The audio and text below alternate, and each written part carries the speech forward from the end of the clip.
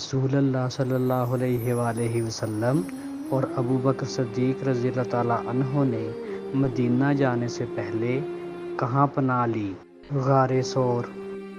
اللہ تعالیٰ کس سورہ میں فرماتا ہے نبی کریم صلی اللہ علیہ وآلہ وسلم کی بیویاں مومنوں کی مائیں ہیں؟ سورہ آل عمران۔ رسول اللہ صلی اللہ علیہ وآلہ وسلم نے کس مسجد کی تعمیر میں حصہ لیا؟ مسجد قباء۔ غزوہ بدر کے قیدیوں کو رسول اللہ صلی اللہ علیہ وآلہ وسلم نے کس کے کہنے پر رہا کیا؟ حضرت ابو بکر صدیق رضی اللہ تعالیٰ عنہ۔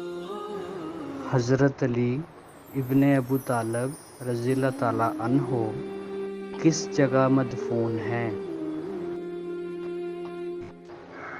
نجف۔